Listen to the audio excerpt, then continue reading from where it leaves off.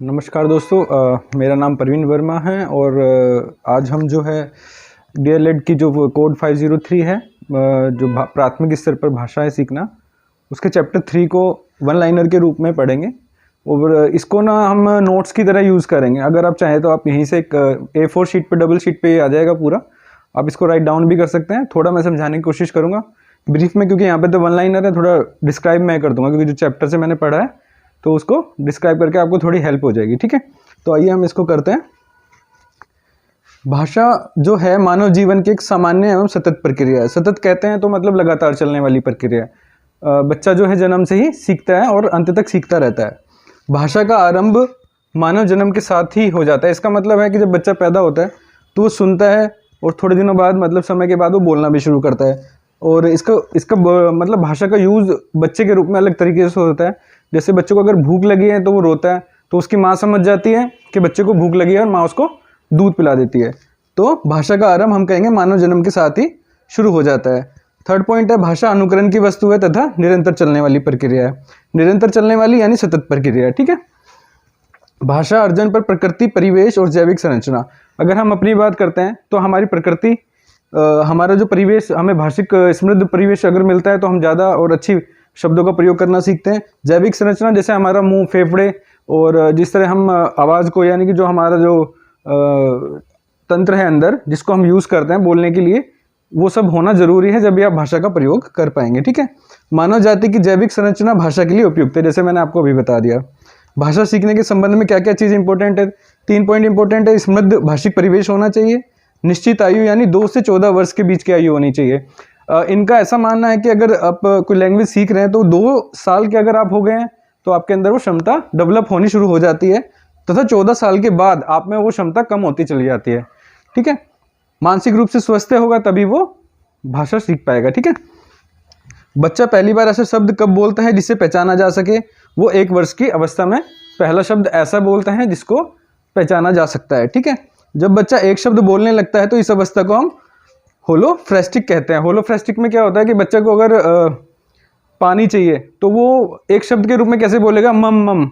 तो पानी ना बोल के कि मुझे पानी चाहिए, वो बोलता है मम मम, जिसको हम पहचानने लगते हैं। ठीक है, तो इस अवस्था को हम क्या कहते हैं? होलोफ्रेस्टिक अवस्था। Telegraphic speech. टेलीग्राफिक स्पीच में क्या होता है? ये अवस्था जो बच्चा होता है 1.5 साल की अवस्था में इस पर आता है। इसमें क्या होता है? इस अवस्था में बच्चों के पास 50 शब्दों की एक सक्रिय शब्दावली होती है जिसका वो प्रयोग करता है। बच्चे 2-2 शब्दों का प्रयोग करना शुरू कर देते हैं। इसमें एक खास बात होता है, बात हो रही है, जैसे उदाहरण से हम समझने की कोशिश करेंगे।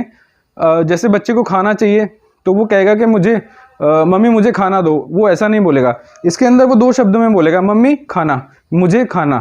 ठीक है, तो उसको खाना चाहिए तो वो ये बोलेगा। इसमें जैसे हम बोलते हैं ना कारक, ने, हे, का, के, की, तो इनका वो प्रयोग नहीं करता है। उसको खाना चाहिए तो कहेगा मम्मी खाना, तो उसका मतलब खाना उसको चाहिए।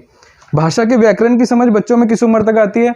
भाषा की जो व्याकरण की समझ है वो बच्चों में 2 से 4 वर्ष के बीच में आनी शुरू हो जाती है। ठीक है, भाषा अर्जन। भाषा अर्जन क्या है? अधिगम अलग है, अर्जन अलग है, इसके बारे में समझेंगे।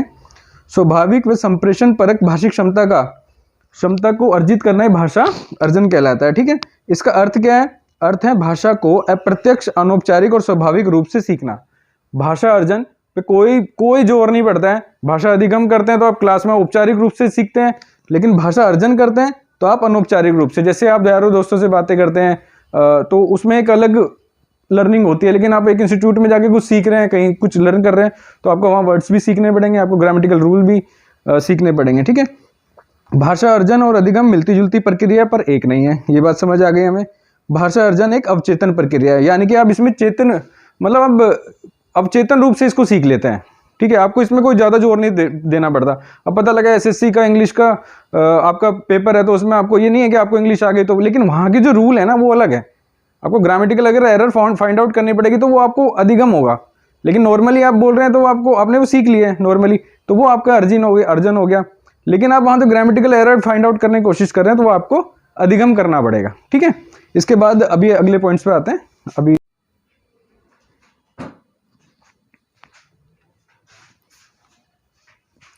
भाषा अर्जन हमने सीख लिया है, अब आते हैं भाषा अधिगम पे। भाषा अधिगम का मतलब है भाषा और शब्द भंडार की औपचारिक शिक्षा लेना, यानी कि जब आप उसको लर्न करते हैं चाहे वो वर्ड्स हो, चाहे वो उसके ग्रामेटिकल रूल्स हो। तो क्या, और ये हम कहाँ पे लर्न करते हैं? किसी ना किसी इंस्टीट्यूट के थ्रू, या तो आप कहीं कोचिंग लेते हैं या फिर बुक्स के थ्रू ले करते हैं। तो उस प्रकार की लर्निंग को भाषा अधिगम कहते हैं। ठीक है, बच्चों में धारा प्रवाह से बोलने का प्रत्यक्ष रूप से नहीं सिखाया जाता। धारा प्रवाह में अगर बच्चे को बोलना सिखाया जा रहा है तो प्रत्यक्ष रूप से नहीं सिखाया जाता, ये धीरे धीरे समय के साथ साथ आता है। ठीक है, अंग्रेजी और हिंदी के वाक्यों में क्या अंतर होता है? हिंदी में जो क्रिया का स्थान है वो वाक्य के अंत में है, जबकि अंग्रेजी में वो स्थान मध्य में होता है। तो ये बेसिक डिफरेंस है जो सेंटेंस होगा इंग्लिश का और हिंदी के सेंटेंस में अंतर, कि क्रिया हिंदी में जो आएगी वो एंड में आएगी और अंग्रेजी में, इंग्लिश में मिड में आएगी। ठीक है, द्वितीय भाषा सीखते समय प्रथम भाषा का क्या मदद करती है? तो जब आप सेकंड लैंग्वेज को सीख रहे हैं तो फर्स्ट लैंग्वेज आपको क्या उसमें हेल्प करती है? उसमें हेल्प करती है प्रथम भाषा के कारण द्वितीय भाषा सीखने में गलतियां कम होती हैं, क्योंकि कहीं ना कहीं हमें वो सेंटेंस का जो स्ट्रक्चर होता है वो कहीं ना कहीं हमें पता होता है।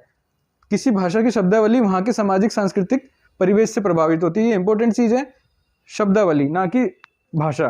भाषा की शब्दावली वहाँ के सामाजिक सांस्कृतिक परिवेश से प्रभावित होती है। बच्चे भाषा स्कूल आने से पहले सीख लेते हैं, ये हमें पहले से पता है।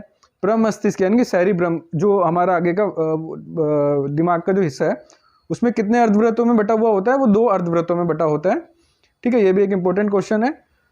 सामान्यतः अर्जन द्वितीय भाषा में किसकी शुरुआत होती है? अगर आप सेकंड लैंग्वेज सीख रहे हैं, द्वितीय भाषा सीख रहे हैं, तो इसमें अर्जन किस बात की शुरुआत होती है? सामान्यतः किसको इंडिकेट करता है? तो सबसे पहले आप अभिव्यक्ति करना शुरू करते हैं। ठीक है, पिन ड्रॉप साइलेंस एक change of art, each and every का अस्तित्व कहाँ की अंग्रेजी में? अगर ये पूछ रहे हैं कि कौन सी इंग्लिश में इसको मेंशन किया गया है, तो ये इंडियन इंग्लिश यानी भारतीय जो अंग्रेजी है उसमें इनको मेंशन किया गया है। प्रत्यक्ष विधि भाषा सीखने की किस बात पर बल दिया जाता है? प्रत्यक्ष विधि में हमेशा शुद्ध उच्चारण या बोलने की शुद्धता पर जोर दिया जाता है। ठीक है, अभी ये क्या होती है प्रत्यक्ष विधि, इसके बारे में हम डिटेल में पढ़ेंगे। संप्रेषण क्या होता है? ठीक प्रकार से भेजना, जो आपके मन में है वो सामने वाले तक आप किस तरह संप्रेषित कर रहे हैं। ठीक है, उसको कैसे बता रहे हैं, उसका क्या माध्यम हुआ? भाषा इसका एक माध्यम है। ठीक है, तो इस बात को ध्यान रखेंगे, संप्रेषण करना, ठीक से भेजना, लेकिन माध्यम क्या है? भाषा। संभाषण की एक स्थिति होती है जब आप 2 लोग यानी एक से अधिक, कम से कम 2, बात करने के लिए 2 बंदे तो चाहिए।